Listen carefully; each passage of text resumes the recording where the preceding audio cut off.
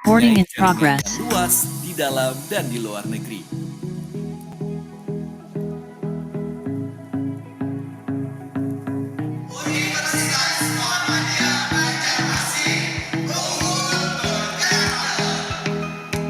Universitas Muhammadiyah Banjarmasin, Campus of the Future Leaders.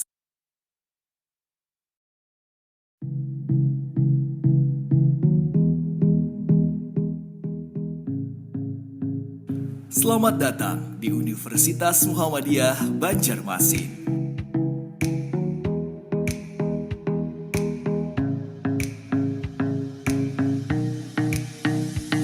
Terakreditasi baik sekali oleh Badan Akreditasi Nasional Perguruan Tinggi.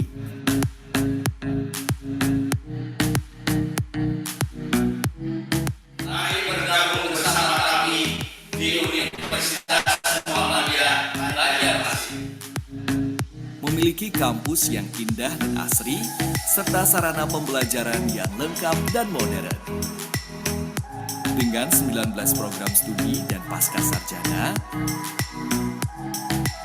lulusan yang siap berkarir dan berkiprah di masyarakat. Mempunyai jaringan yang luas di dalam dan di luar negeri.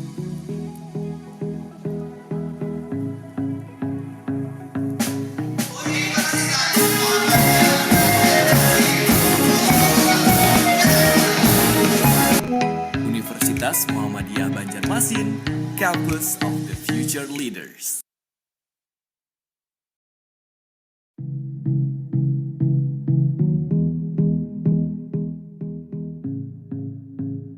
Selamat datang di Universitas Muhammadiyah Banjarmasin.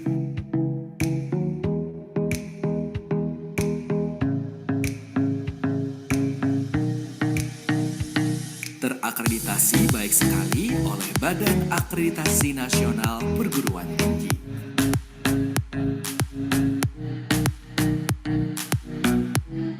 Mari bergabung bersama kami di Universitas Muhammadiyah Banjarmasin.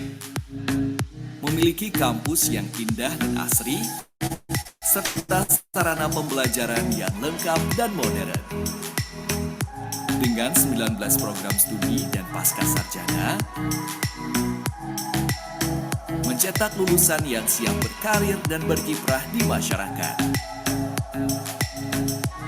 Mempunyai jaringan yang luas di dalam dan di luar negeri.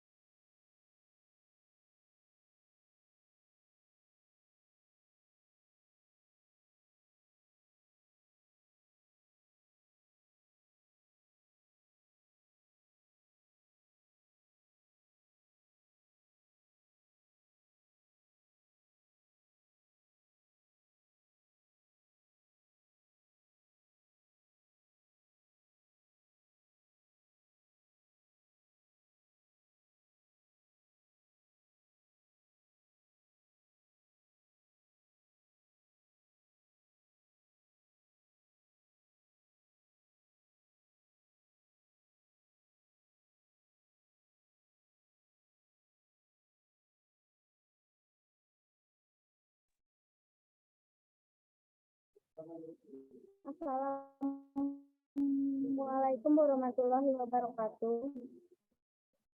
Waalaikumsalam warahmatullahi wabarakatuh. Waalaikumsalam. Selamat siang dan salam sejahtera untuk kita semua. Puji dan syukur marilah kita panjatkan kepada Allah Subhanahu wa taala karena berkat rahmat dan karunia-Nya kita bisa berkumpul bersama kita secara virtual di acara ini. Tak lupa juga kita haturkan sholawat dan salam kepada Nabi besar kita Nabi Muhammad SAW. Dan tak lupa juga saya ucapkan terima kasih kepada para peserta webinar yang telah meluangkan waktunya. Terima kasih atas antusiasnya yang bertema. Saya Lina Ulya selaku pembawa acara pada siang hari ini. Sebelum memulai acara ini, saya akan membacakan tata tertib acara webinar kita terlebih dahulu. Kepada peserta webinar diharapkan agar dapat mengikuti secara tertib dan menggunakan virtual background yang sudah disediakan. Selanjutnya, yaitu pembacaan doa yang akan dibacakan oleh Saudara Trisna. Kepada Saudara Trisna, saya dipersilakan.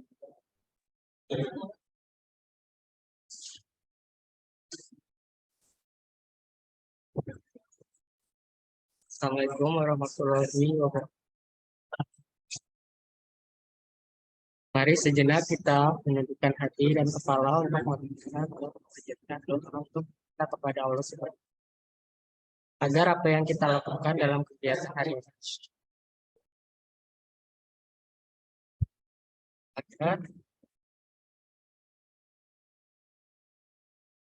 agar apa yang kita lakukan dalam kegiatan hari ini diridai Allah Subhanahu wa Ta'ala.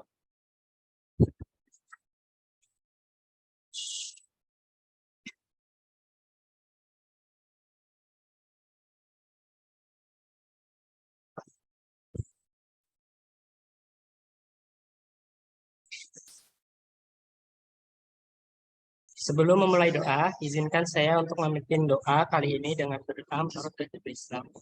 Dan bagi mereka yang memiliki agama lain, untuk dipersilahkan berdoa sesuai dengan keyakinan mereka masing-masing.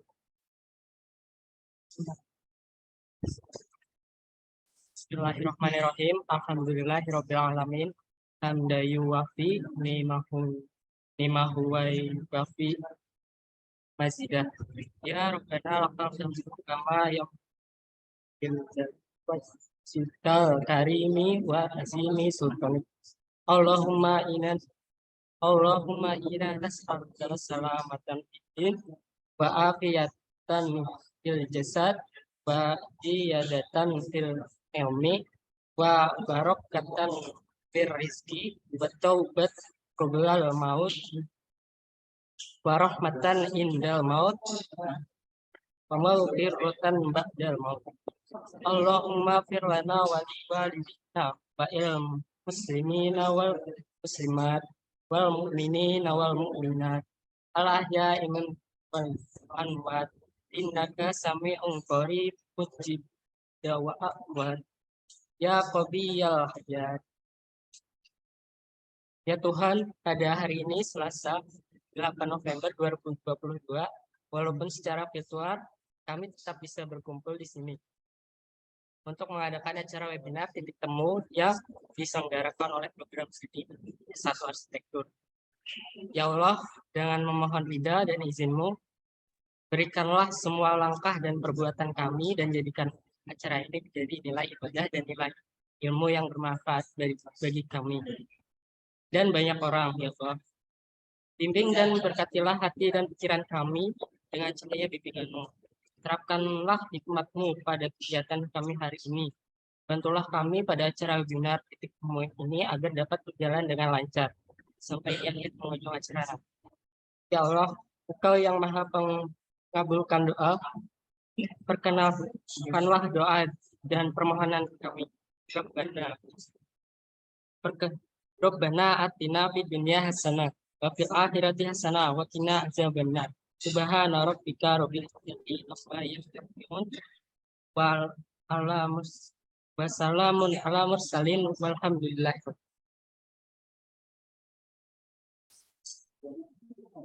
Baik, terima kasih kepada Saudara Trisna atas doa yang dikirim.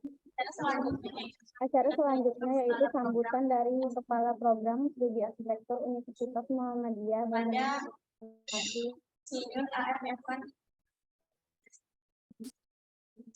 Pada ya, ini saya persilakan.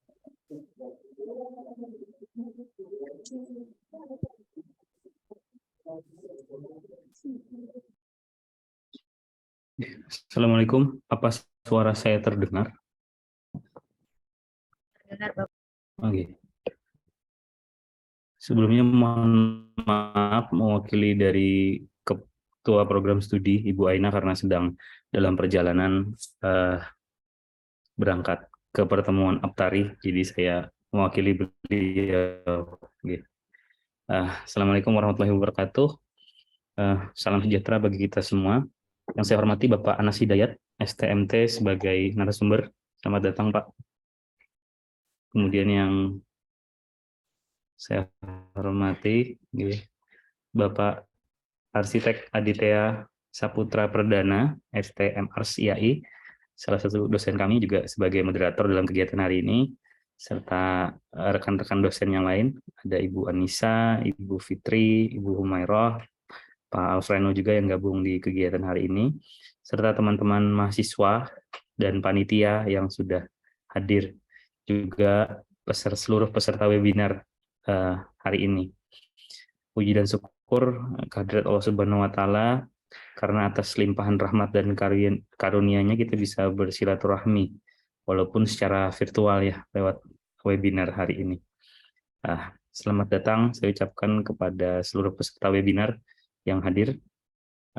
Hari ini kita mengambil topik tentang arsitektur dulu dengan judul "Takkan Layu Selalu Terlahir Baru", dan sebenarnya ini diperuntukkan untuk umum sebenarnya, untuk seluruh lapisan masyarakat. Bapak Ibu serta rekan-rekan mahasiswa yang saya hormati, jadi mungkin sebagai gambaran, pada masa lampau rumah itu digunakan sebagai, selain sebagai tempat beristirahat, juga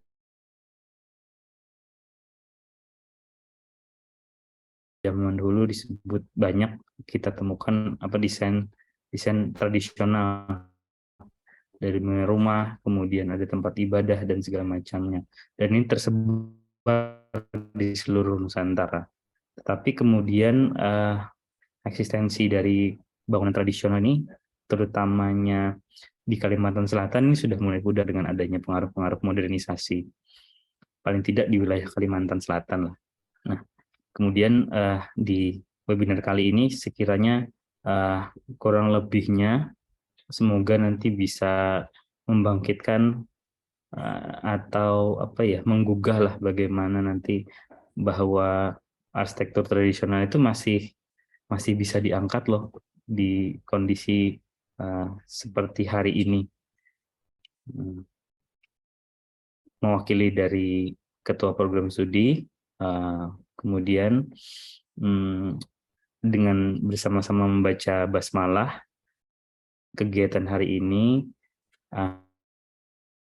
dibuka. Bismillahirrahmanirrahim.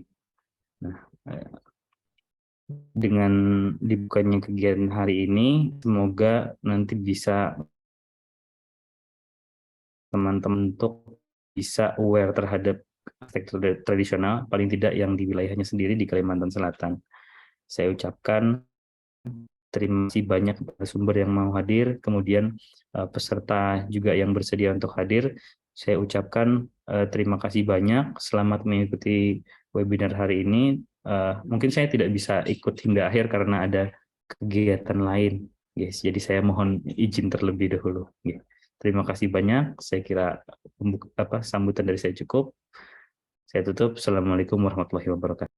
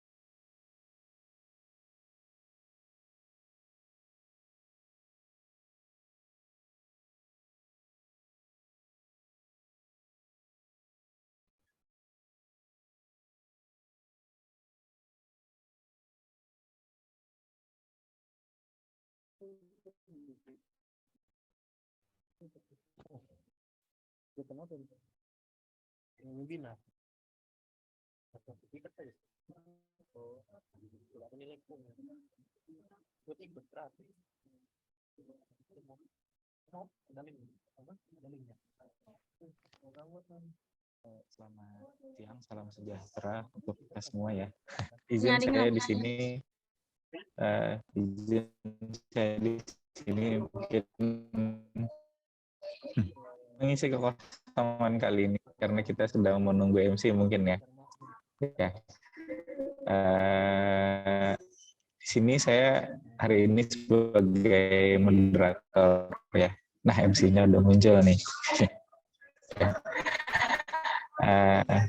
Mungkin terima kasih ya untuk semuanya yang sudah hadir di sini. Saya Selatas Muhammadiyah Banjarmasin ini sangat berterima kasih kepada seluruh peserta dan tentunya juga kepada Pak Anas Dayat STMT ya. Selamat siang Pak. Bagaimana kabarnya Pak? Ya.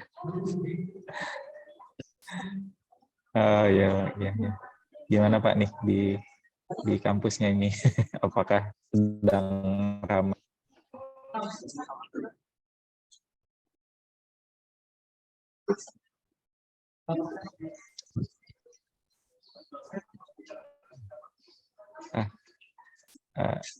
Mungkin ini mungkin ini kita bisa kembali ke MC lagi sebelum kita mulai acara. Mungkin langkah baik MC yang akan memandu kita dan mungkin dari MC nanti akan memaparkan mungkin CV ya, kurikulum vitae dari Pak Anas Dayat. Boleh MC mungkin boleh, silakan diambil kembali acaranya. Terima kasih Bapak atas sambutannya yang telah diberikan. Sebelum beranjak ke acara selanjutnya, saya memberitahu terlebih dahulu bahwa untuk mendapatkan sertifikat pada acara ini, peserta harus mengisi absensi terlebih dahulu. Dan absensi akan diberikan di room chat setelah pemateri selesai atau sesaat sebelum penutupan. Baiklah, tiba saatnya kita di acara inti. Yang kita tunggu-tunggu adalah pemaparan materi oleh narasumber yang sudah berhadir di tengah-tengah kita. Acara inti ini akan dipandu oleh moderator kita, yaitu AR Aditya Saputra Perdana STM ARS IAI. Sebelum saya menyerahkan acara ini, saya akan membacakan CV moderator terlebih dahulu. Berikut CV-nya. AR Aditya Saputra Perdana STM ARS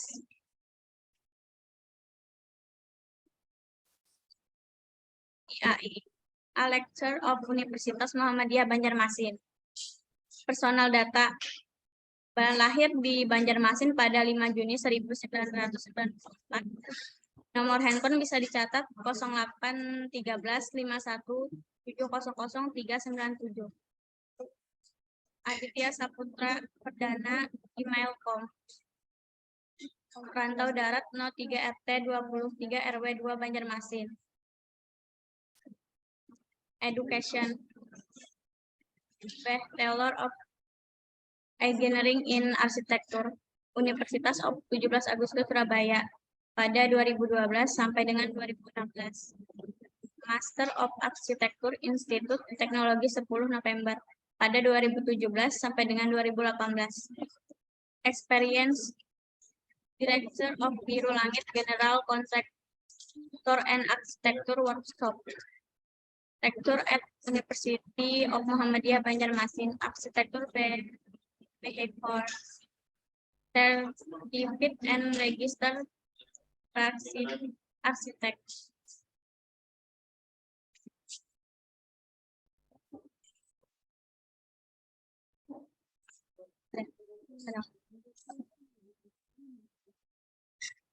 Baik, itu tadi CV Bapak AR Aditya Saputra Perdana STM ARS IAI.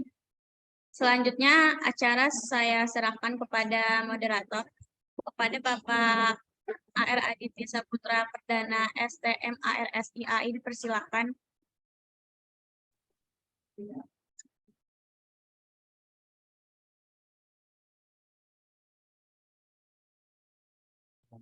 bahasa baru di grup Bimtek masih sudah jauh sudah habis Bimtek sebar di grup.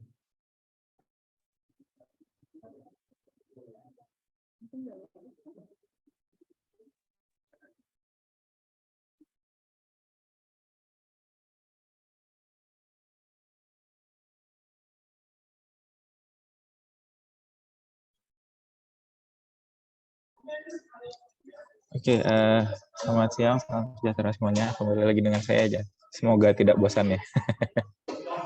Ya, karena selama acara ini akan berlangsung, saya yang akan memandu.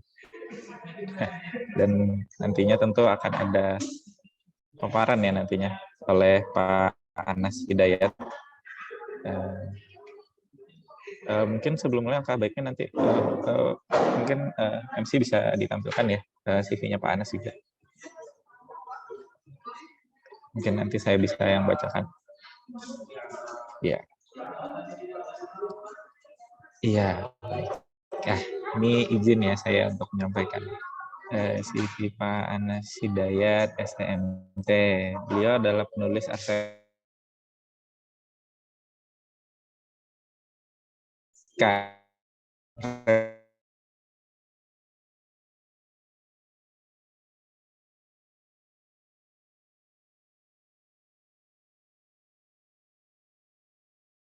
Surabaya dan juga dosen luar biasa PN dan di bawahnya pengalaman ya keren rek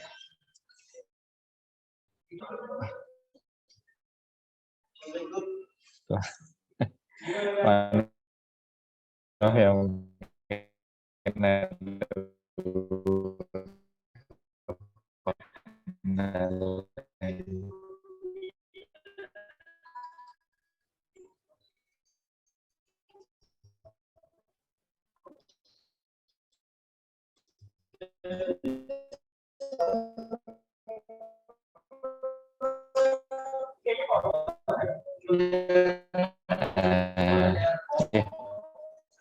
mungkin kita lihat dari beberapa sih beliau tadi, berarti beliau ini tidak hanya aktif di akademisi tetapi juga aktif di dunia kreatif ya Pak ya, di kreatif, di arsitek kreatif gitu ya. Nah, Pak, filsafat penafsiran Gadamer.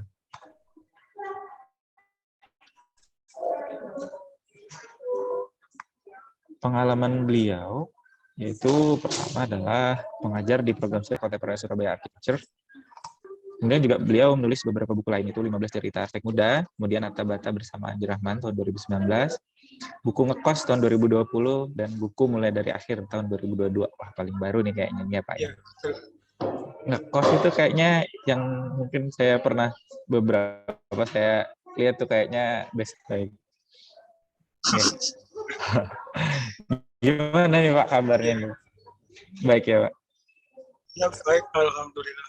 Alhamdulillah baik Pak. Gimana Pak, Surabaya tambah panas apa gimana nih? Ya lagi mendung sekarang. Oh lagi mendung, alhamdulillah. Ya, sudah mulai musim hujan. Oh ya, ya baik baik. Sudah mulai tidak kemarau lagi ya Pak ya, sehingga bisa berdingin ya ketika pulang. Betul betul. Itulah kendala yang terjadi di kota besar biasanya. Baik. Ya. Dari beberapa buku tadi Pak itu lumayan menarik ya Pak.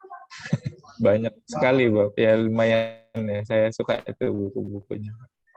Walaupun saya baru melihat carinya aja, tapi kayaknya menarik. Belum saya beli semua. Iya. Ya, baik Bapak. Ya, mungkin dari saya itu dulu ya. Rekan-rekan sekalian, mungkin selanjutnya Pak Anas akan melanjutkan webinar kali ini. Silakan Pak.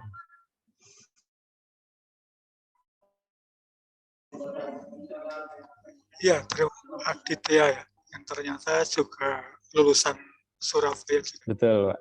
Baru Saya S2-nya sama ITS. Oke, iya, Assalamualaikum warahmatullahi wabarakatuh. Waalaikumsalam warahmatullahi wabarakatuh. Ya, ucapkan terima kasih kepada Universitas Muhammadiyah Banjarmasin yang telah memberi kesempatan kepada saya hari ini untuk sharing ya istilahnya tentang arsitektur dulu. Ini saya diberi waktu berapa menit ya Pak?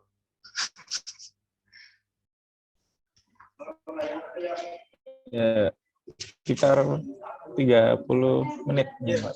Ya. Tidak lebih ya. Ya. Nanti mungkin setelah itu dilanjutkan dengan tanya jawab. Ya. Oke, ketika pertama kali kemarin dapat tema arsitektur dulu, saya awalnya juga bertanya-tanya karena ini topik yang nggak biasa. Maksudnya di kalangan arsitektur itu ya kalau ngomongkan arsitektur masa lalu itu ya arsitektur tradisional, ada arsitektur vernakular mungkin ya. Ya, betul. Ada arsitektur Nusantara. Kemudian ini saya ketemu kemarin dari panitia, temanya arsitektur dulu. Waduh, apalagi nih saya memikirnya gitu. Tapi saya rasa cukup menarik dan saya tidak bertanya lagi maksudnya dulu itu maksudnya apa gitu. Tapi saya ingin ya menafsir juga gitu tentang dulu. Jadi mungkin ini kalau dipasangkan itu pasangannya arsitektur lokal gitu ya. Arsitektur lokal. Jadi kalau lokal itu bicara ruang ya, bicara lokus itu tempat. Kalau dulu itu bicara waktu. Di sesuatu yang sudah terjadi sebelumnya itu dulu. Yang kemudian ditambahi dengan kata-kata takkan layu selalu terlahir baru. Bahwa sebenarnya yang dulu itu juga tidak benar-benar kita tinggalkan itu ya. Karena mau nggak mau kita pun lahir dari sesuatu yang dari masa lalu. Gitu. Ya, setuju Pak, setuju. Kita sendiri sebagai manusia kan dilahirkan bapak ibu, lalu bapak ibu juga dilahirkan kakek nenek dan seterusnya. Oke, lanjut. Oke, sebelum masuk ke sini ada kemungkinan juga, mungkin ini perkiraan saya kok ngomongnya arsitektur dulu, kok nggak vernakular, kok nggak tradisional atau Nusantara misalnya. Mungkin ini apa ya? Ya lebih ke ini memasuki hal yang lebih esensial. Yang lebih esensial. Ya semacam apa ya? Spiritualitas lah. Jadi arsitektur dulu yang sudah ada sebelumnya. Lalu di sini saya akan membagi menjadi dua bagian. Jadi yang pertama itu arsitektur dulu disikapi seperti apa. Lalu yang kedua menafsir arsitektur dulu sebagai produksi. Jadi maksudnya produksi ini bukan produksi pabrik itu bukan, tapi maksudnya sebagai basis untuk menciptakan sesuatu yang baru. Karena percuma kalau kita membicarakan dulu tapi kita tidak menghasilkan apa-apa. Maksudnya seperti itu. Oke, lanjut.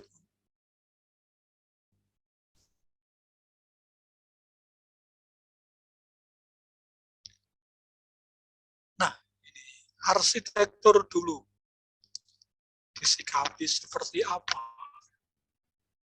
Karena dulu itu tidak sekedar yang sudah berlalu. Ada banyak sudut pandang, ada banyak titik tolak, ada banyak cita dan harapan di samping trauma dan ketakutan. Bahkan ada juga banyak kepentingan di situ. Dulu bagimu bisa sama dengan dulu bagiku. Tapi dulu bagimu bisa tak sama dengan dulu bagiku. Dan bisa juga ada bagian yang sama, ada bagian yang tak sama. Begitulah sejak dulu. Oke, lanjut. Nah, di sini saya akan memberi gambaran bahwa dulu itu tidak netral. Ada banyak sudut pandang ketika kita melihat pada dulu. Ini yang pertama dulu sebagai urutan waktu. Jadi yang sebelum sekarang.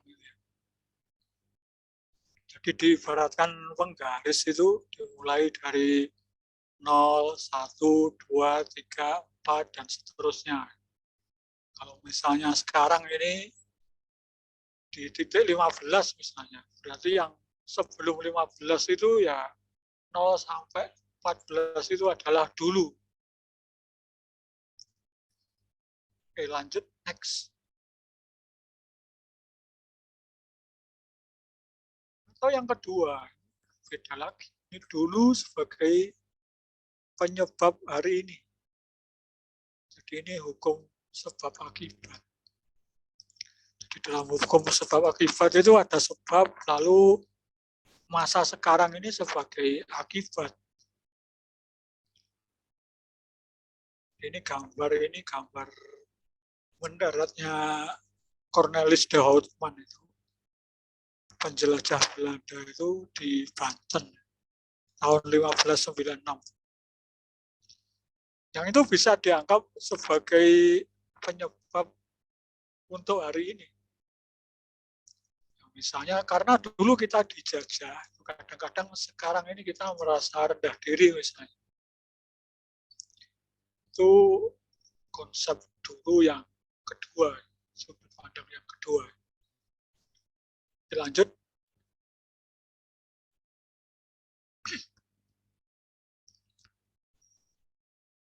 Ini sudut pandang ketiga, dulu sebagai pijakan hari ini. Di dalam konteks Indonesia misalnya itu proklamasi itu kan terjadi di masa dulu yang kita anggap sebagai jembatan emas menuju kejayaan Indonesia. Jadi titik pijaknya ya proklamasi itu. Jadi dulu sebagai pijakan keberadaan kita hari ini. Oke, lanjut.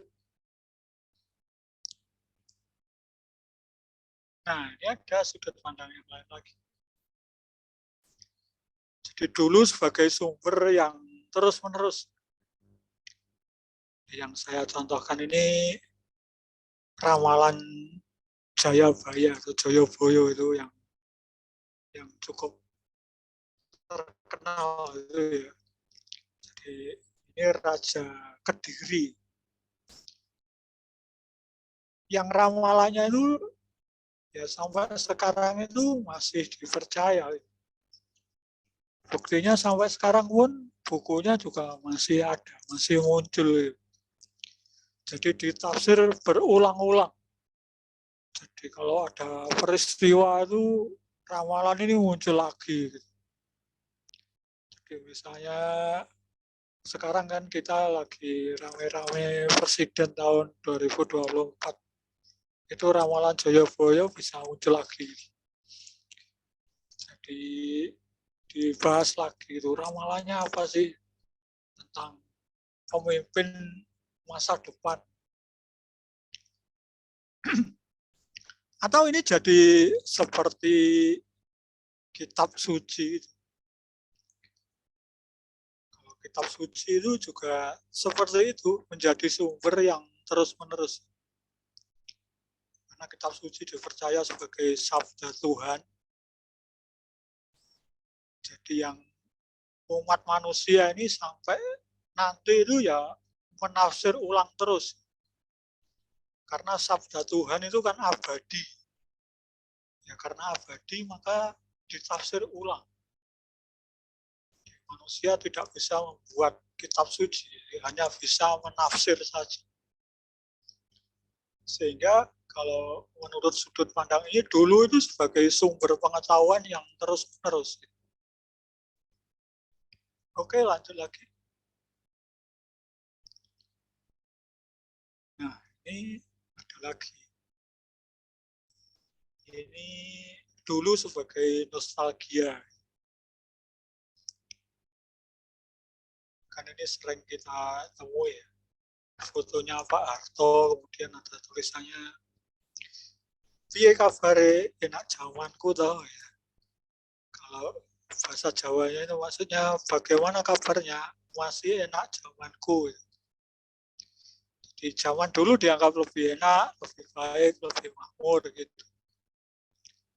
Mungkin untuk generasi yang tidak tahu atau tidak mengalami era Soeharto mungkin bertanya-tanya, gimana sih zamannya Pak Harto itu apa benar lebih enak, lebih baik gitu. Meskipun bagi yang mengalami ya seperti saya ini, ya enggak enak-enak banget juga gitu. Jadi ada juga hal-hal yang enggak enak juga. Gitu. Tapi kalau sebagai nostalgia itu kadang-kadang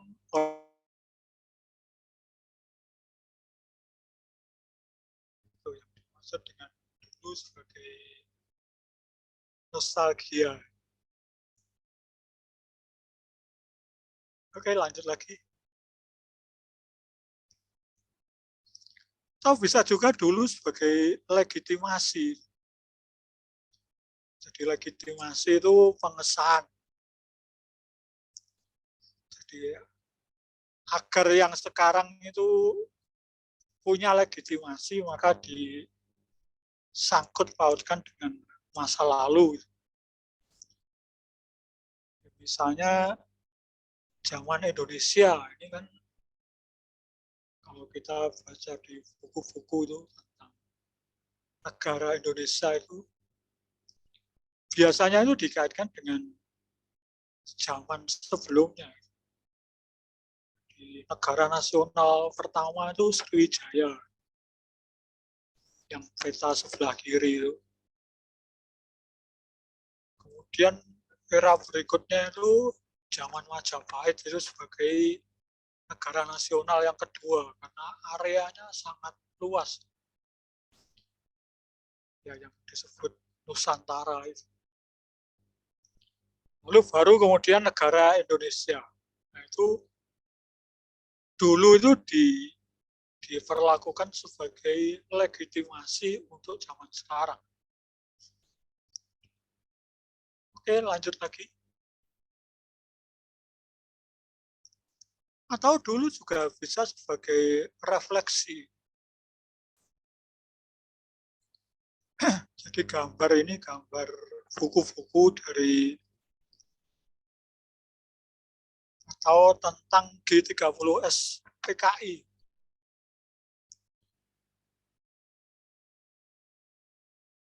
Jadi itu banyak ditulis karena itu peristiwa besar yang juga simpang siur juga sejarahnya.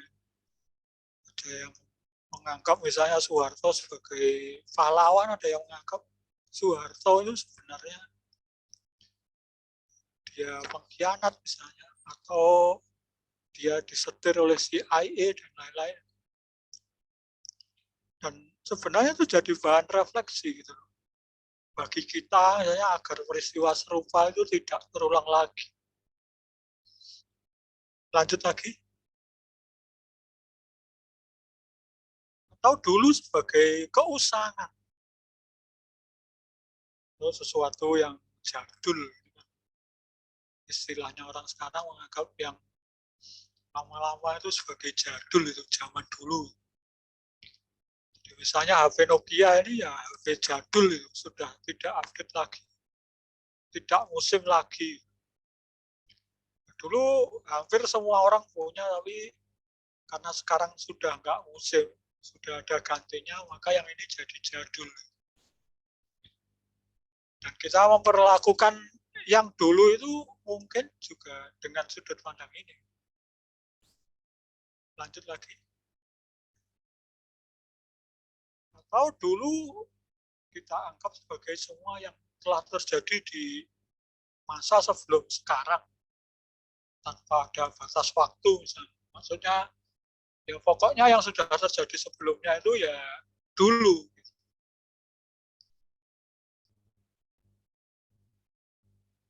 Oke, lanjut lagi. Nah, kalau tadi tentang zaman dulu atau dulu. Lalu arsitektur dulu itu dimaknai sebagai apa? Lanjut lagi. Nah, ini saya ambil dari rumah adat di daerah Banjar itu ya, rumah Fufengan Tinggi. Jadi, kalau ini dianggap sebagai arsitektur dulu misalnya, lalu kita maknai seperti apa? Lanjut.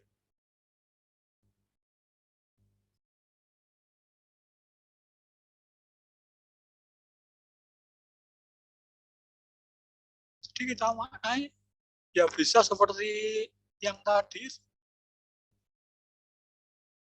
Jadi apakah rumah Fufengan Tinggi itu kita perlakukan sebagai arsitektur dalam urutan waktu? Sudah terjadi di zaman dulu misalnya. Atau sebagai arsitektur penyebab hari ini, sebagai sebab munculnya arsitektur yang sekarang. Atau arsitektur Fufengan Tinggi sebagai arsitektur pijakan hari ini. Jadi kita membuat yang baru dengan berpijak pada arsitektur Fufengan Tinggi itu.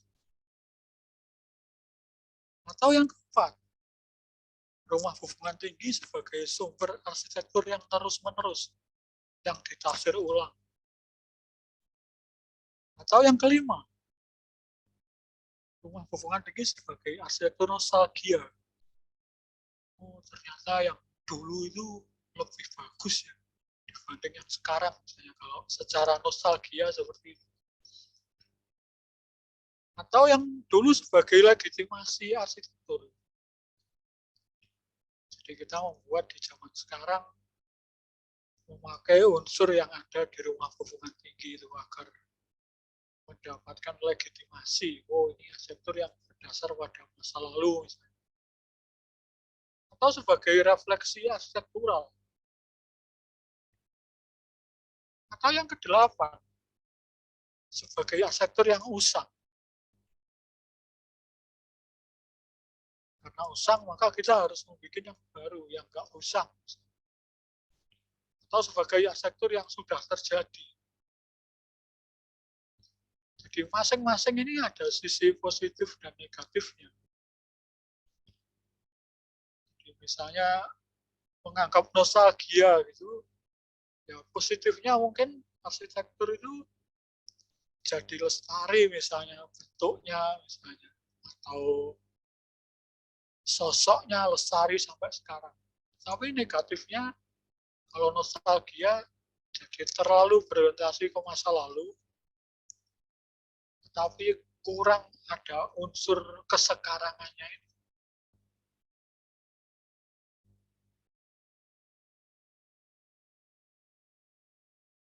Jadi mau kita maknai seperti apa arsitektur dari masa lalu atau arsitektur dulu. Lanjut.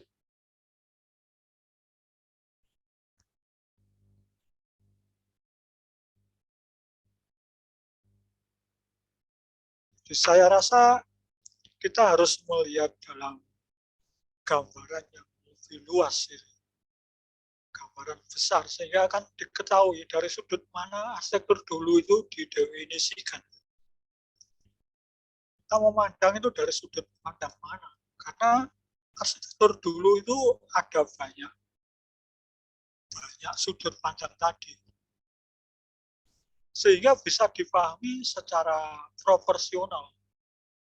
Jadi, tidak berlebihan tapi juga tidak meremehkan. Tidak mengglorifikasi namun juga tidak menafikan.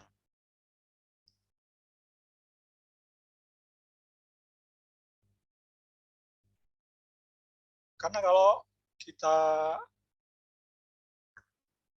mengglorifikasi ya seakan-akan yang dulu itu jadi lebih bagus dari zaman sekarang, atau yang dulu itu jauh lebih hebat. Namun juga tidak menafikan, karena yang dulu itu ternyata juga punya nilai, juga punya pengetahuan yang bisa kita gali untuk kita bawa ke masa sekarang ini. Oke, lanjut. Lalu masuk ke bagian yang kedua, menafsir arsitektur dulu sebagai produksi. Jadi menafsir itu ada dua macam. Jadi kalau misal kalangan akademisi itu menafsir dengan wacana, dengan pemikiran, sementara kalangan praktisi atau arsitek bisa menafsir dengan karya. Lanjut lagi.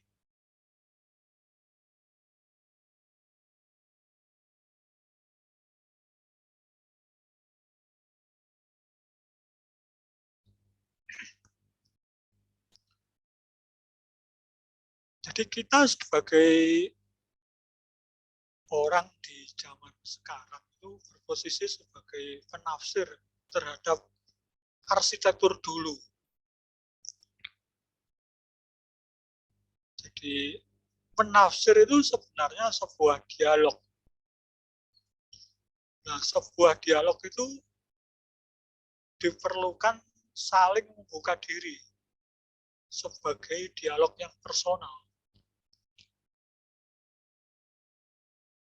Jadi kalau dialog hubungannya tidak personal kan agak susah. Jadi kalau misalnya kita berbicara dengan orang yang tidak kita kenal, kita akan membatasi. Karena kita tidak kenal dengan yang kita ajak dialog itu. Maka dialog itu biasanya tidak sekali, tapi bisa lebih dari sekali. Sama seperti kalau kita mau menafsir arsitektur dulu, ya kita harus mendalami. Sehingga sama-sama membuka diri. Jadi penafsirnya membuka diri, arsitektur dulu juga membuka diri. Kalau kita mendalaminya hanya sekilas, ya dia tidak akan ngomong apa-apa. Semakin kita mengenal, maka semakin arsitektur dulu itu memberikan masukan kepada kita tentang dirinya. Dan ketika bertemu dengan penafsir yang berbeda, arsitektur dulu itu akan mengungkapkan hal yang berbeda juga. Jadi tergantung pada penafsirnya. Kalau penafsirnya misalnya ingin tahu tentang material, ya arsitektur dulu akan ngomong tentang material. Kalau penafsirnya ingin tahu tentang ornamen misalnya, arsitektur dulu akan berbicara tentang ornamen dalam dirinya itu. Kemudian di poin yang ketiga itu, penafsiran itu bersifat produktif, bukan repetitif. Jadi kalau repetitif ya berarti masa lalu itu sebenarnya sudah mati. Tapi hanya diulang-ulang saja. Maka di sini saya tekankan bahwa penafsiran itu bersifat produktif. Jadi kalau dulu nenek moyang kita misalnya membuat arsitektur dulu kan ya dengan sudut pandang mereka. Nah kita di masa sekarang kan kita sudah mendapat atau punya pengetahuan yang berbeda sehingga kita bisa menafsir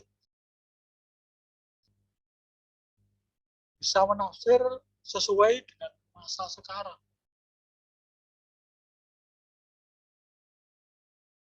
Sehingga terjadi poin yang keempat itu perpaduan cakrawala antara penafsir dan arsitektur dulu.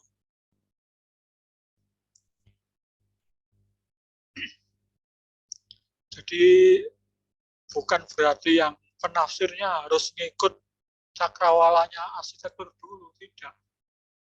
Tetapi ada dua cakrawala yang berbeda yang diusahakan untuk bertemu atau berpadu. Oke, lanjut. Nah, kalau ambil kasus misalnya rumah hubungan tinggi.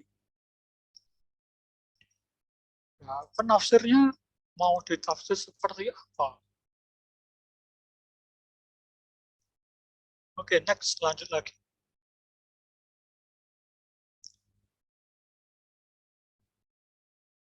Jadi tafsir itu bisa tidak hanya satu. Jadi tiap generasi itu punya tafsirnya sendiri-sendiri. Katakanlah misalnya kita sekarang di tafsir satu, menafsirkan arsitektur hubungan tinggi. Nanti akan ada generasi berikutnya yang membuat tafsir berikut. Akan ada lagi generasi berikut. Jadi misalnya tafsir ketiga itu, dia bisa menafsir yang hubungan tinggi awalnya, bisa juga menafsir tafsiran yang sebelumnya. Sehingga jadi lebih kaya. Sehingga dari situ, dari tafsir kan ada dua kan. Bisa produknya berupa wacana atau pemikiran, bisa karya. Jadi yang atas itu wacana. Itu wacana 1, wacana 2, wacana 3, dan seterusnya. Sementara yang bawah itu, arsitek bisa menafsir dengan karya. Karya ke-1, ke-2, ke-3, dan seterusnya. Oke, lanjut.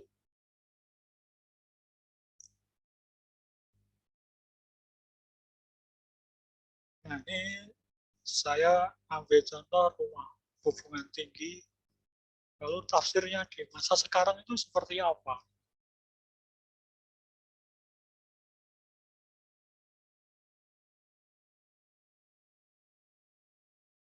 Yang kiri itu, yang paling kiri kan rumah hubungan tinggi. Lalu di masa sekarang itu, seperti misalnya Museum Wasaka. Itu kan juga sebuah tafsir. Kalau rumah hubungan tinggi itu rumah tinggal, museum ini jadi fungsinya berbeda. Tapi bentuknya masih sangat mirip ini. Ada kontinuitas dari rumah hubungan tinggi. Lalu yang paling kanan kantor Gubernur Kalimantan Selatan. Kalau kita lihat itu juga tafsir juga dari rumah hubungan tinggi.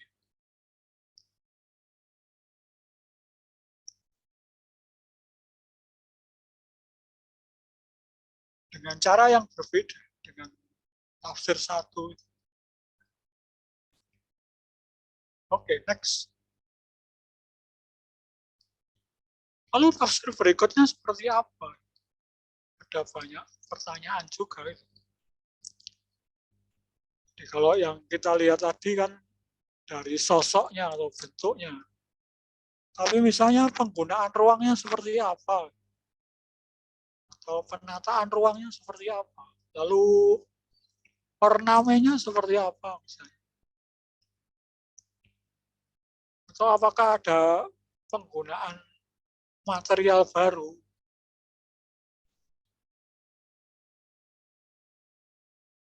Lalu ada pertanyaan lain juga, bagaimana dengan rumah urban?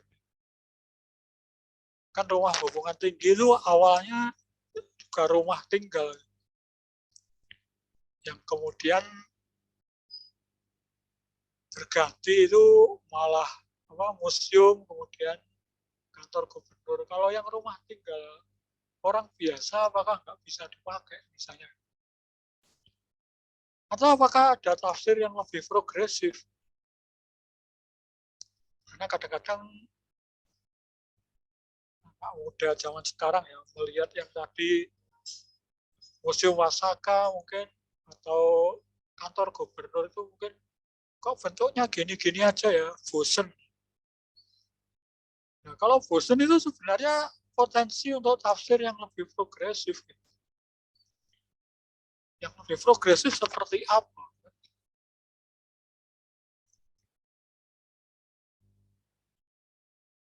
Dari apa yang ada di arsitektur dulu itu, lalu mau ditafsir lagi seperti apa?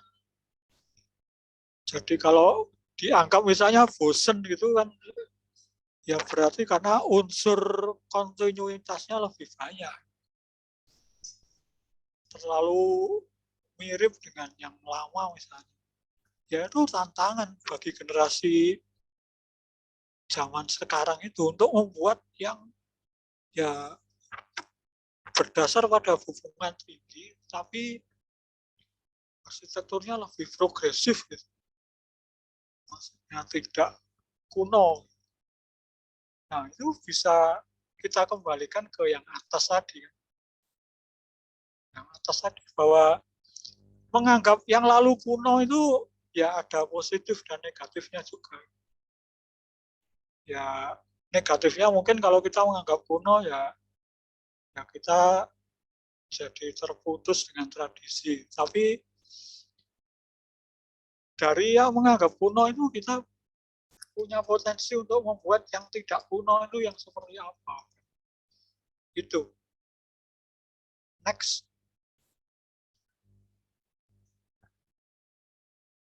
Jadi ini penutup ya. Arsitektur dulu memang bisa kuno, tak laku, tapi bisa terus ditafsir ulang, dilahirkan kembali baru. Arsitektur dulu bukan dipuja sebagai pusaka yang beku, tapi dikritisi agar menyesuaikan dengan kondisi yang berganti selalu. Arsitektur dulu didalami sampai esensinya terpicu, bukan sekedar menjadi bedak dan gincu. Oke, terima kasih. Demikian paparan saya. Wassalamualaikum warahmatullahi wabarakatuh. Waalaikumsalam warahmatullahi wabarakatuh. Terima kasih banyak Pak Anas. Itu sangat penutupnya mungkin bisa dikatakan menyentuh ya. Iya. Sepertinya Pak Anas suka berpuisi gitu ya. Bahasanya sangat puitis sekali. Iya. Kadang-kadang nggak sadar itu nulisnya jadi puitis gitu. Iya. Mungkin itu yang dikatakan lebih cepat tangan daripada mulutnya. Jadi tulis gitu ya. Siap. Baik. Itu tadi saya ada beberapa hal yang mungkin saya simpan mungkin ya di dalam benak. Bukan hanya sebagai bedak dan gincu. Berarti ini yang mungkin Pak Anas mau sampaikan ini berarti kan bisa jadi arsitektur itu tidak hanya tentang tampilan luar saja gitu ya Pak ya.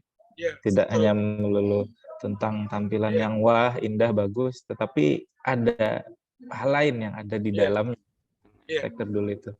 Yang kemudian kan terus menerus dan menghasilkan karya-karya baru yang luar biasa.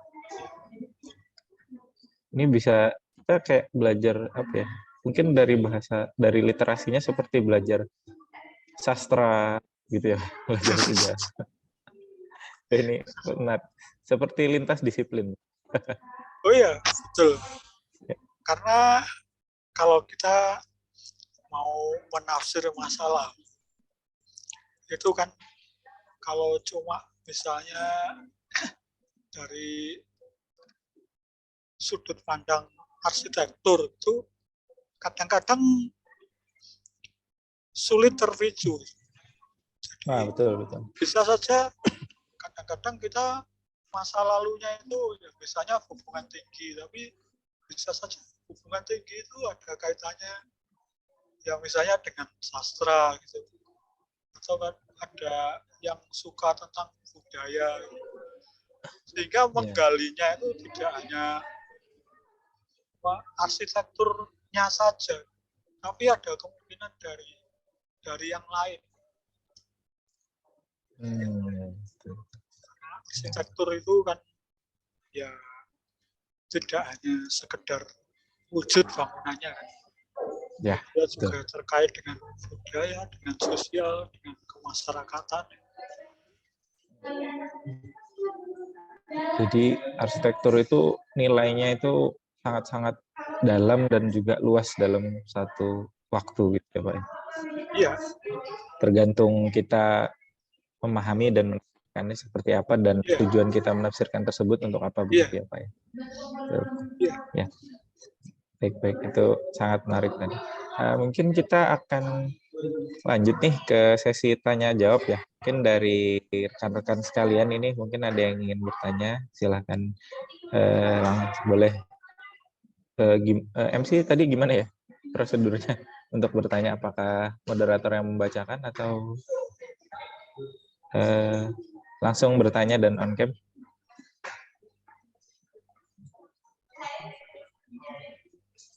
Gimana? Apa? Tapi lebih asik sih kalau ada interaksi sih dari penanya dengan Pak Anas ya. Iya, bisa langsung aja diskusi. Iya, betul. Kita langsung diskusi aja. Santai aja Pak ya. Ya kan? Kita. Kalau terlalu formal tambah kaku. Iya, betul.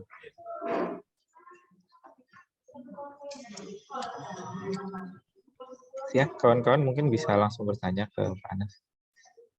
Ini kami menunggu pertanyaan-pertanyaan yang luar biasa nih. Bisa jadi pertanyaan yang tidak hanya luar biasa, tapi juga puitis ya. Pertanyaan yang mungkin bisa saling berbalas dengan jawaban-jawaban yang indah.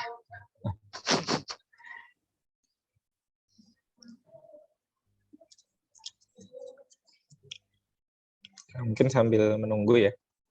Nanti gimana? Mungkin kita bicara tentang rumah hubungan tinggi tadi. Ya.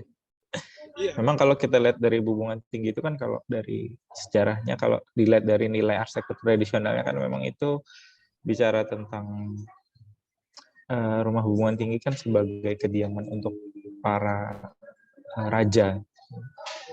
Ya. Jadi mungkin ibaratkan kalau kita hubungkan dengan itu tadi kan lebih pada silsilah. Oh, ini ada yang bertanya. Ibu Humairah Razak, silakan. Ya, silakan. Datanya ke Abid. Oke.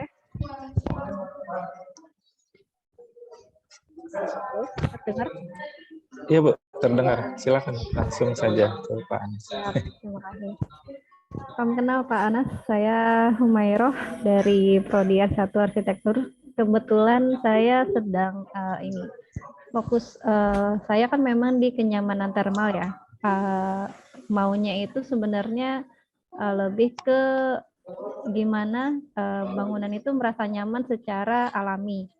Nah, orang zaman dulu kan nggak punya AC, nggak punya kipas angin gitu ya. Jadi kadang saya suka teliti itu bangunan tradisional, bangunan arsitektur dulu yang suka yang bagaimana mereka bisa nyaman secara alami gitu ya, tanpa adanya AC dan kipas itu tadi. Pertanyaan saya kadang yang saya mau aplikasikan kadang untuk pembangunan sekarang itu sebenarnya paling biasanya masalahnya adalah material kan. Yang dulu mungkin memang nyaman secara termal karena bahannya lebih kayu yang dimana pori-pori bangunannya mungkin lebih baik ya dibandingkan yang bahan beton gitu. Menurut Bapak sebenarnya bagaimana sih kita beradaptasi untuk memanfaatkan potensi-potensi belajar dari arsitektur dulu dengan keterbatasan yang kita punya yang saat ini, misalnya yang itu tadi, misalkan keterbatasan material dan lain-lain gitu. Gitu sih, Pak.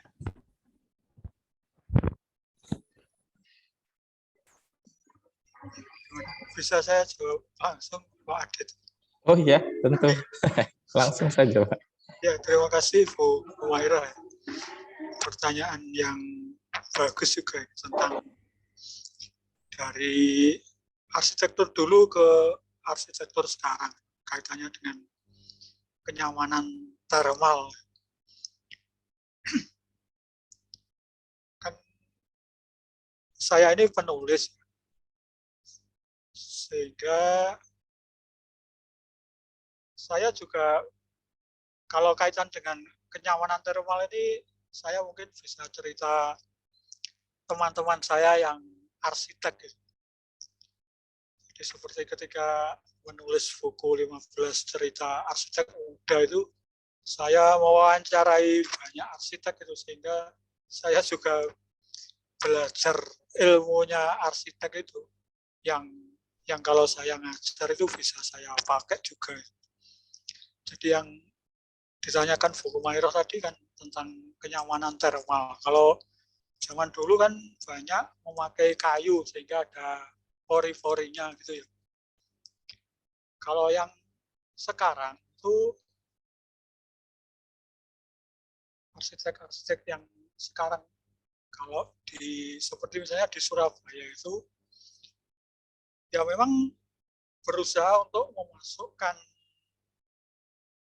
pencahayaan alami atau penghawaan alami itu. Kalau tadi kayu itu ada pori-porinya, maka ketika menggunakan material itu juga memakai material yang ada pori-porinya. Jadi misalnya kalau rumah tembok ya yang pori-porinya bisa memakai roster gitu. Atau mungkin menggunakan bata tetapi yang diatur agar batanya bisa berlubang-lubang. Sehingga kenyamanan thermal di dalam itu bisa lebih terjaga. Meskipun kalau di rumah-rumah urban seperti di Surabaya itu biasanya yang kenyamanan thermal alaminya itu, misalnya rumah itu di zona yang publik, semi publik gitu. Kalau yang privat kadang masih pakai AC karena kadang-kadang double juga. Jadi ada yang alami tapi juga tetap memakai AC. Yang menarik juga itu yang dilakukan using. Jadi kalau ketika saya wawancara itu, using itu dia tidak pernah menghabiskan misalnya ada lebar bangunan itu misalnya 5 meter itu dia pasti ada bagian yang dijadikan ya semacam lorong itu yang nanti dijadikan taman atau ruang luar. Jadi sesedikit apapun itu tidak akan dihabiskan kiri kanan. Jadi meskipun 5 meter masih diambil 1 meter. Karena dia bilang ke pemiliknya ya ini yang nanti akan memberikan, maksudnya kenyamanan thermalnya. Karena kalau misalnya habis, itu akan susah sirkulasi udara maupun pencahayaan itu susah. Yang itu juga ada beberapa arsitek yang meniru juga. Bahkan kadang-kadang 4 meter pun masih diambil. Tapi enggak 1 meter lagi, jadi lebih kecil lagi. Ada yang 80 cm atau ada yang paling kecil itu 60 cm. tadi yang di rumah kosnya Andi Rahman itu yang saya tulis di buku ngekos itu 60 cm. Maksudnya orang masih bisa masuk ke situ. Tetapi kalau misalnya tingkat itu ya masih bisa bikin jendela. Masih bisa dibikin jendela di situ. Atau bukaan di situ. Jadi memang perlu apa ya? Kadang klien kan tahunya lahan saya sempit, masuk ada yang dibuang hanya untuk apa, sirkulasi udara atau pencahayaan gitu. Itu arsiteknya yang mungkin harus beri penjelasan. Mungkin itu Bu dari saya, semoga bisa menjawab. Terima kasih. Oke, terima kasih Pak. Ya, sama-sama. Terima kasih Bu Humairah sudah bertanya ya. Itu jadi catatan juga buat kita semua ya. Mungkin dari pertanyaan dan jawaban dari Pak Anas tadi itu bisa kita jadikan sebagai referensi begitu ya. Ketika kita berpraktik di dunia arsitektur, kita harus menyediakan ruang untuk bangunan untuk tetap berpori agar mungkin kayak dia bisa bernafas bangunannya gitu ya. Iya. Istilahnya Biar yang dinding hidup. bernafas itu. Iya. Gitu. Ya, ya. Itu mungkin juga memang Bapak arsitek Yusing memang selalu begitu ya. Dia memikirkan tentang bangunan yang apa ya?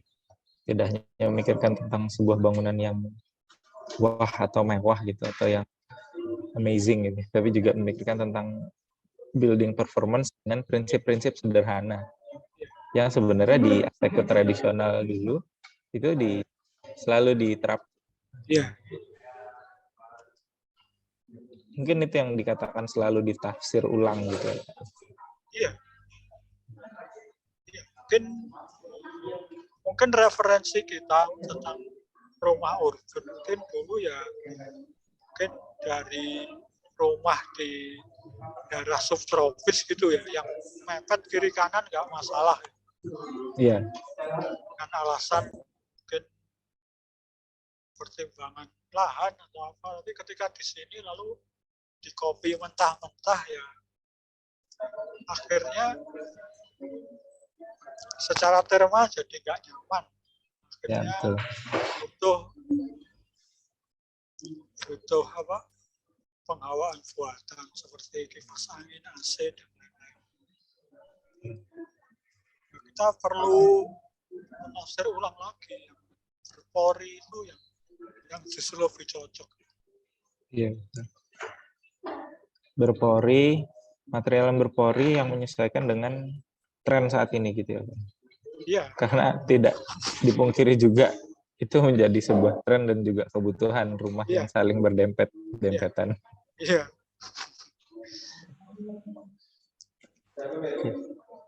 Yang lain, teman-teman yang lain gimana nih? Mungkin ada teman-teman dari mahasiswa yang ingin bertanya atau praktisi atau akademisi juga mungkin yang bertanya, monggo dipersilahkan. Kita di sini mungkin bisa menyampaikan langsung saja gitu ya, biar interaksinya lebih asik, lebih santai. Karena ini mengingat ini udah siang, istirahat dan makan siang. Jadi kita webinarnya kita kondisikan demikian.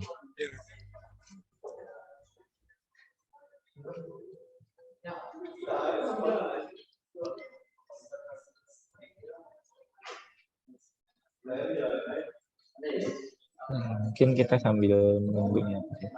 Nah, mungkin dari panitia tolong diingatkan kami ya kalau misalkan ada yang angkat tangan atau ini yang bertanya langsung diselah saja. Tadi mungkin saya ada mencatat yang sangat mendasar tentang tidak mengglorifikasi dan tidak menafikan. Nah, kalau ya memang ini kan sering ya kita lihat kalau memang kita tidak mengglorifikasi terhadap arsitektur yang dulu, tapi sebagian juga ada biasanya kan dijadikan sebagai prinsip-prinsip yang biasanya digunakan di sayembara biasanya Pak ya. Iya. Muncul itu sering biasanya. Nilai-nilainya seperti itu kan. Iya. Mungkin tentang apa ya, kosmologinya gitu ya Pak ya. Iya. Mungkin itulah wujud tadi tidak menafikan, tapi kadang ada juga yang menafikan sama sekali gitu. Iya. Misalkan kayak berpaham dekonstruksi misalkan. Itu kan sangat-sangat jauh sekali gitu.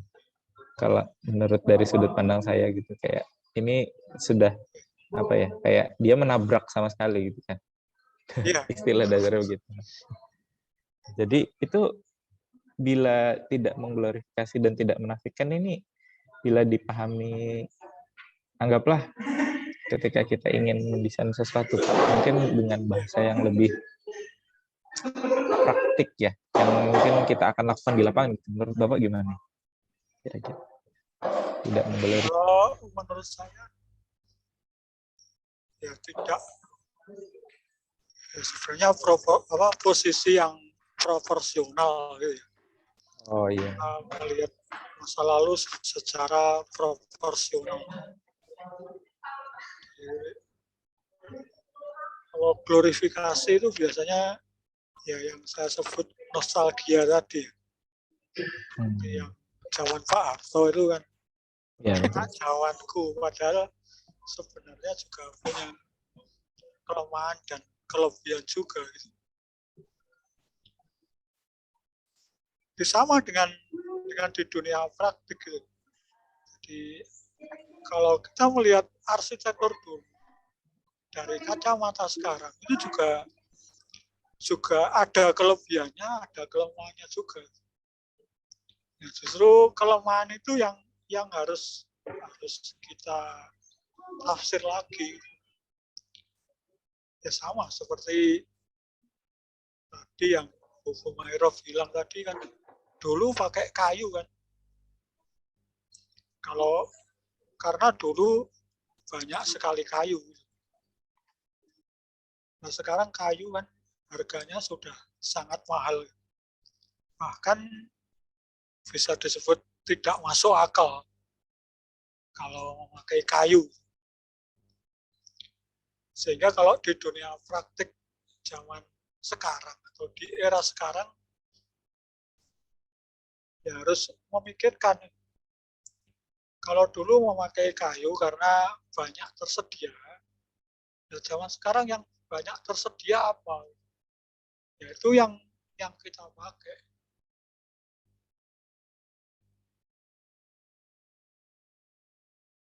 Kayu itu worth it atau layak dipakai dulu karena dulu banyak sekali kan kayu. Iya, dulu sangat berlimpah. Ya. Sekarang sudah jarang sehingga semakin mahal, sehingga perlu memikirkan material penggantinya yang banyak apa. Itu juga kemudian dianggap sebagai peluang oleh industri material ya. Membuat material yang seperti kayu tapi bukan kayu. Ya. Oh iya. Itu ya sih sekarang lagi marak gitu ya Pak. Lagi tren banyak material-material yang dengan label green material gitu ya. Ya, dengan mengimplikasi prinsip material aslinya, misalnya kayak kayu gitu. Nah, ini ada yang bertanya nih. Ya, silahkan Aprilia Alsya boleh bertanya. Langsung aja ya. Terima kasih Bapak atas kesempatannya. Perkenalkan saya Aprilia Alsya dari mahasiswa program studi S1 Arsitektur Universitas Muhammadiyah Banjarmasin. Izin bertanya, tadi kan di materi Pak Anas itu memakai rumah bumbungan tinggi dari Banjarmasin. Nah, saya ingin bertanya, bagaimana cara mengaplikasikan arsitektur Banjar di masa depan atau di masa sekarang, begitu Bapak?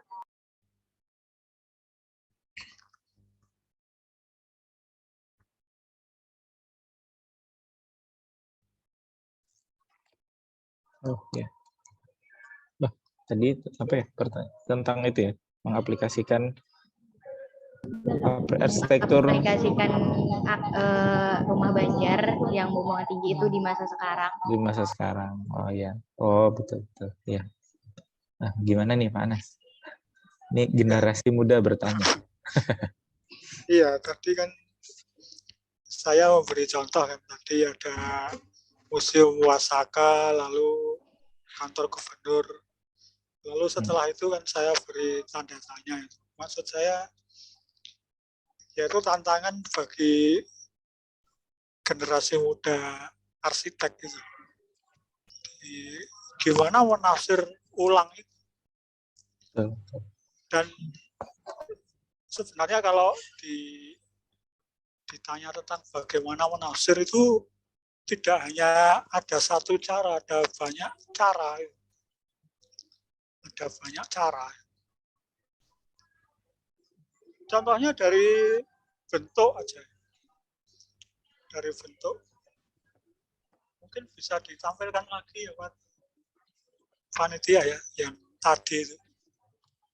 Oh iya boleh panitia, mungkin bisa ditampilkan lagi ya. Ini dari segi bentuk rumah Banjar ya Pak Anas? Iya, mungkin. Oke, yang ke atas lagi, yang tadi ada 3 contoh tadi.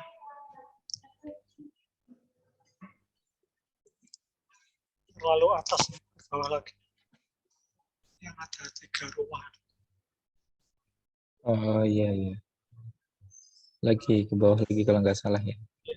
Yang berjajar ada Ya. perkantoran, ada museum, kemudian ada rumah. Ya, Nah ya ini. kalau melihat ini saja, ini paling gampang dari segi bentuk aja, karena itu yang paling gampang orang secara visual menangkap. Kan kiri itu rumah hubungan tinggi, lalu yang tengah itu Museum Wasaka itu hampir tidak berubah kan. Iya betul. Tidak berubah, itu hampir persis sama dengan hubungan tinggi. Sementara yang kanan itu sudah berubah. Sudah berubah. Jadi yang sosoran di depan yang panjang itu jadi agak pendek. Karena bangunannya sudah lebih tinggi mungkin karena kantor gubernur. Iya betul. Jadi kalau melihat ini saja itu bentuknya itu transformasinya itu masih sangat dasar sekali. Jadi yang Wasaka masih persis, yang kantor gubernur itu masih bagian depannya itu seperti dipotong itu. Yang ke depan menjorok panjang itu dipendekkan. Kan itu boleh ditransformasi. Padahal ada banyak teknik transformasi yang bisa dilakukan arsitek. Teknik transformasi itu kan bisa dipuntir, bisa di-stretch, diperpanjang, atau bisa dibelah, atau bisa di apa, itu banyak sekali tekniknya. Ada puluhan teknik. Jadi dari sisi transformasi saja potensinya sebenarnya sangat kaya. Jadi kalau kita ngomong transformasi itu kan kita bicara tentang perubahan yang masih bisa dikenali bentuk dasarnya. Itu transformasi. Jadi kalau misalnya bentuk kotak misalnya, Anda coak, lalu Anda potong, Anda puntir, itu boleh, tetapi kotaknya nggak boleh hilang esensinya. Itu transformasi. Nah, yang hubungan tinggi itu juga seperti itu. Hubungan tinggi sebagai bentuk awal, di arsitektur dulu, ya bisa ditransformasi banyak sekali cara. Tetapi dengan ditransformasi itu masih bisa dikenali hubungan tingginya. Nah, itu. Karena kalau melihat ini Kalau saya lihat sendiri ya mungkin misalnya kalau kantor-kantor bikinnya seperti ini, kan kita juga bosen juga kan. Kalau seperti di Jawa itu ya semua ya pasti pakai joglo-jogloan semua Iya, betul. dan tidak ditransformasi gitu loh di Nah, model seperti apa. Jadi ya joglo itu ya cuma diperbesar, diperkecil. Itu pun transformasi juga sih, tapi kan transformasi yang dasar gitu. Ada banyak teknik lain yang bisa digunakan tetapi belum dieksplorasi. Yang banyak ya joglo gitu. Ya wes, sepertinya kalau sudah pakai joglo ya wes itu mencerminkan Jawa misalnya atau Jawa Timur, Jawa Tengah atau Jogja gitu. Sama seperti hubungan tinggi ini. Jadi kalau ya wes kalau sudah gini ya wes gini aja. Padahal sebetulnya masih bisa ditransformasi dengan banyak cara. Bisa dimiringkan, bisa mungkin dibuat asimetris dan lain-lain. Tetapi orang tetap bisa mengenali itu hubungan tinggi.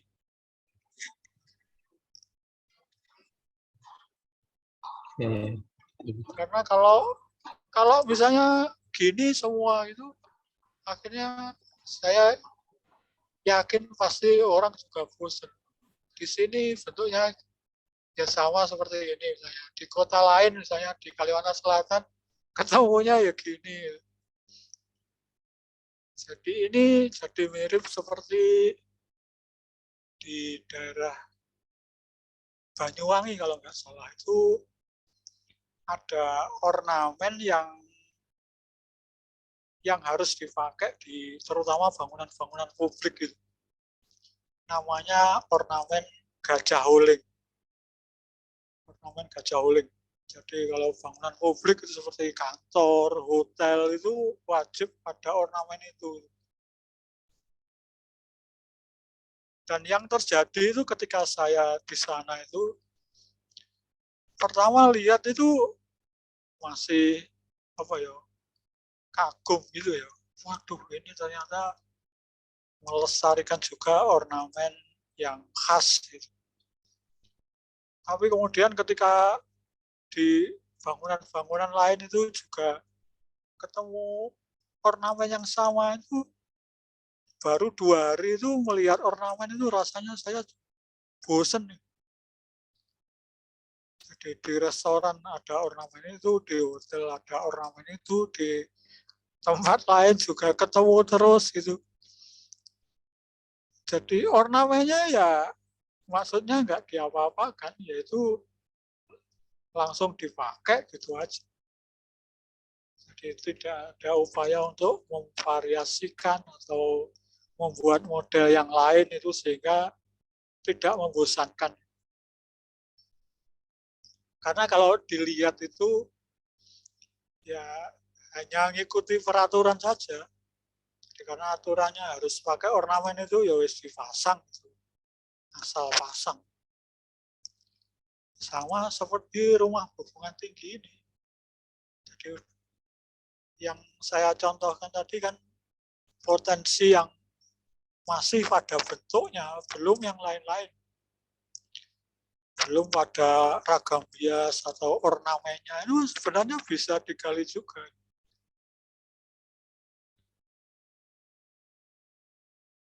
Mungkin juga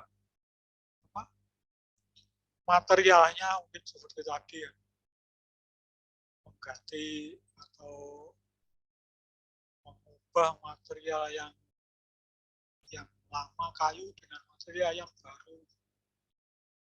Yang baru pun tidak harus beton, ada banyak yang lain yang bisa dipakai. Sehingga itu bisa apa ya? Bisa menggairahkan iklim desain arsitekturnya. Karena biasanya kalau bangunan pemerintah itu ya nyebutnya itu ya sebagai proyek gitu, sehingga kadang-kadang transformasi desain dan lain-lain itu tidak maksimal. Mungkin malah yang berpotensi itu mungkin bangunan swasta gitu, atau mungkin pemerintahnya punya kesadaran sehingga memberikan kebebasan itu untuk mengeksplorasi, sehingga tampilannya enggak yang itu saja. Nah, yang generasi saya saja bosen, saya yakin mahasiswa itu pasti lebih bosen lagi. Yang lebih muda itu melihat tampilannya ya gitu-gitu aja. Ya justru rasa bosen Anda itu sebagai pemicu nanti untuk membuat yang gimana yang tidak membosankan ini. Itu sebenarnya. Karena kalau cuma gini-gini, ini masih tafsir 1, 2. Nanti kan ada tafsir 3, 4, 5, 6, 7, sampai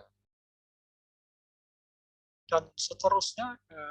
Ya mestinya bisa lebih progresif gitu. Ya itu yang saya sebut sebagai produksi itu. Ini sebenarnya juga produksi juga, cuma unsur repetisinya itu masih lebih dominan. Unsur repetisi atau pengulangannya itu lebih dominan.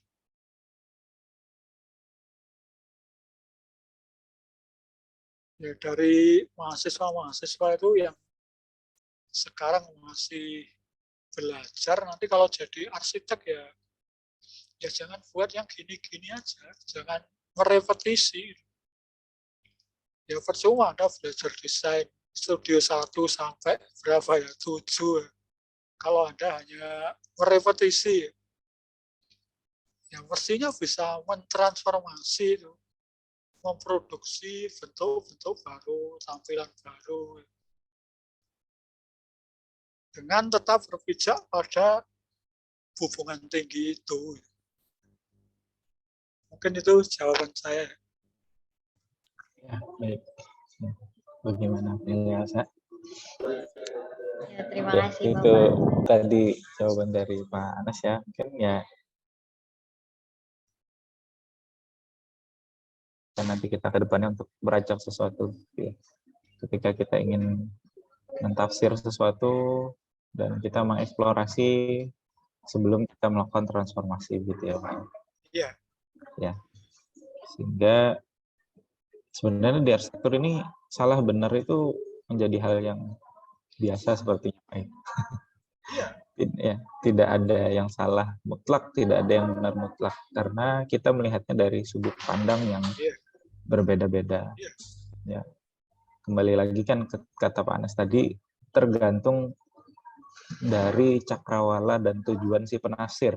Untuk apa dia menafsir, sehingga dia tahu poin-poin elemen apa saja yang dia akan eksplorasi gitu. Dan kemudian dijadikan sebuah produk yang bukan produk repetitif. Iya. Ya, itu yang saya maksud, produksi itu kita membuat yang baru. Bukan hanya mengagumi masa lalu gitu, tapi kita juga bukan nostalgia Pak ya. Ya, bukan nostalgia. Mungkin boleh ya kalau kita melegitimasi gitu Pak ya. Iya, boleh. Boleh. Ya, legitimasinya ya transformasi itu, karena transformasi kan bentuk dasarnya masih ada. Seperti hubungan tinggi, ditransformasi kan tetap terlihat. Itu sebagai legitimasi.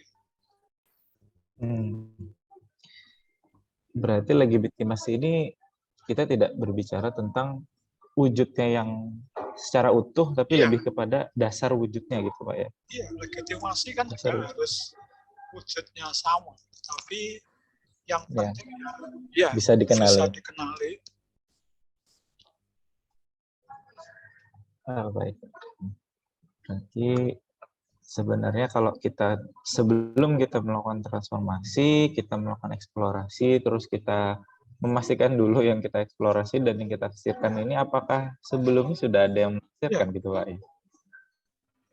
Iya, Sehingga kita kayak membuat sebuah timeline sendiri ya untuk alur pikir kita ketika ingin mentransformasi. iya, Sehingga kita tahu dasar ide kita ini sebenarnya sudah tafsiran Iya. keberapa gitu.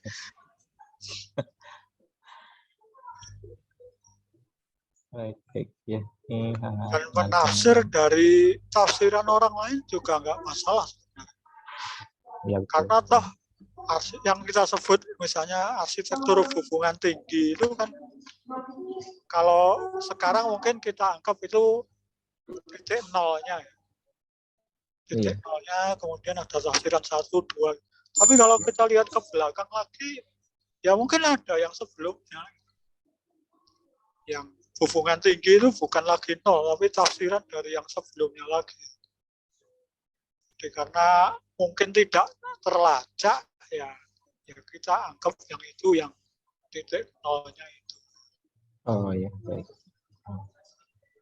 Ya baik. Mungkin pertanyaan tadi itu sebagai penutup sepertinya Pak, karena melihat waktunya sepertinya sudah hampir berakhir untuk acara kali ini. Tapi sebelum kita sudahi acara ini, mungkin saya minta izin ya untuk merekap beberapa hal yang mungkin kita bisa jadikan pengingat ya, pengingat entah itu pengingat untuk belajar, untuk kalau lebih spesifik lagi untuk mentransformasi tentang perihal menafsir ini, dan tentunya ketika kita sudah berpraktik sebagai seorang profesional dalam dunia arsitektur, alangkah baiknya kita tahu dulu bagaimana dan tujuannya seperti apa dan bagaimana kita mengisi kepala kita ini sehingga cakrawala kita ini lebih luas begitu ya.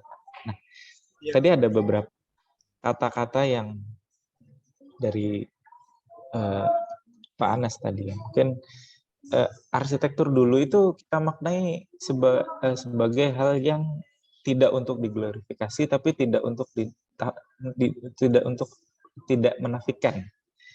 Dan ketika menafsir itu ada berupa wacana dan juga berupa karya yang dimana itu adalah hasil dari bagaimana si penafsir ini memaknai arsitektur dulu dan penafsir dia bagaimana dia memiliki cakrawala yang seperti apa sehingga terjadilah dialog personal atau sekarang bisa kita katakan sebagai monolog ya Pak ya, kita berdiskusi sendiri begitu. Atau bila kita lihat dari mungkin literatur barat itu bisa mengatakan itu adalah proses sinektika yang tafsiran tersebut bisa bersifat produktif bukan repetitif. Dan ini bergantung pada cakrawala dan tujuan penafsir. Seperti contohnya tadi, penafsir ingin mentransformasikan seperti apa? Ingin menjadikan produk arsitektur dulu sebagai legitimasi yang seperti apa, dan mungkin bisa jadi nostalgia itu juga nggak apa-apa Pak ya, karena ada positif dan negatifnya. Iya. Ya. Nostalgia asal tahu batasnya. Iya, betul. Terlalu berlebihan juga tidak baik, kurang juga tidak baik gitu. Iya. Jadi hasil tafsiran menjadi karya-karya baru dengan dasar tafsir dan kita tentu melihat runut-runutan tafsirannya. Sehingga kita tahu apakah tafsiran kita yang mengarah kepada transformasi ini menjadikan hal yang memang ternyata sudah ada atau kita menjadikannya kepada sesuatu yang lebih baru, produk yang lebih baru. Jadi bisa dikatakan kita tutup dengan arsitektur dulu bisa menjadi sesuatu yang kuno. Akan tetapi selalu bisa ditafsir ulang dan terlahir baru seperti tema kita kali ini, gitu ya. Nah, terima kasih Pak. Iya. Iya. Iya.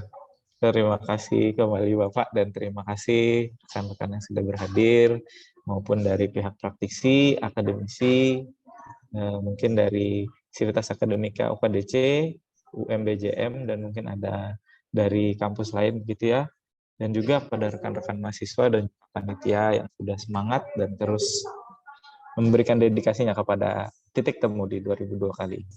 Ya. Baik. Baik, terima kasih banyak kepada Pak Anas. Semoga tidak kapok ya memberikan ilmu kepada kami-kami ini yang masih bisa dikatakan dalam tanda kutip masih merah di dalam arsitektur ini. Ya, mungkin itu saja. Mungkin bisa saya akhiri. Terima kasih kembali kepada Pak Anas dan kepada rekan-rekan semua. Saya akhiri. Selamat sore semuanya. Salam bahagia. Baik, terima kasih kepada moderator yang telah memandu acara kita kali ini. Dan juga terima kasih kepada narasumber yang sudah memberikan materi yang luar biasa. Semoga apa yang disampaikan bermanfaat untuk kita semua. Sebelum kita memasuki penghujung acara pada kali ini, terlebih kepada para peserta untuk mengisi link absensi yang telah dikirim melalui room chat. Hadirin yang berbahagia, tibalah kita di penghujung acara. Sebelum acara ini ditutup, dimohon seluruh peserta webinar akan menyalakan kamera karena kita akan ada sesi foto.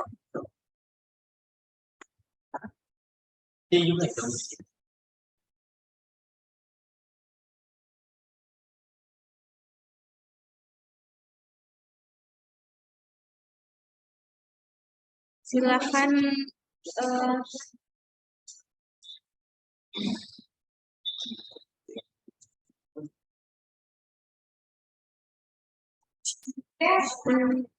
untuk slide pertama akan saya hitung terlebih dahulu.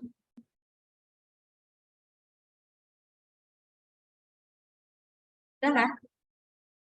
1, 2, 3. Lanjut di slide kedua. 1, 2, 3.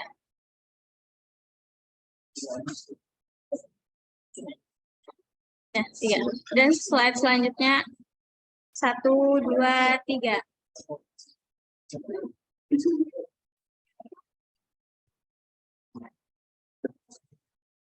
Terima kasih semuanya. Saya selaku pembawa acara dan seluruh panitia meminta maaf atas segala hilap dan salah. Kami pamit undur diri. Semoga jumpa di webinar selanjutnya. Waalaikumsalam warahmatullahi wabarakatuh. Waalaikumsalam warahmatullahi wabarakatuh. Waalaikumsalam warahmatullahi wabarakatuh. Terima kasih Bapak Anas. Terima kasih. Terima kasih Bapak. Terima kasih Bapak.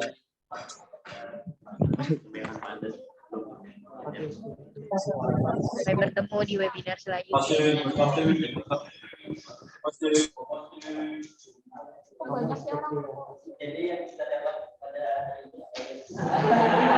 Apa ketuplak nih?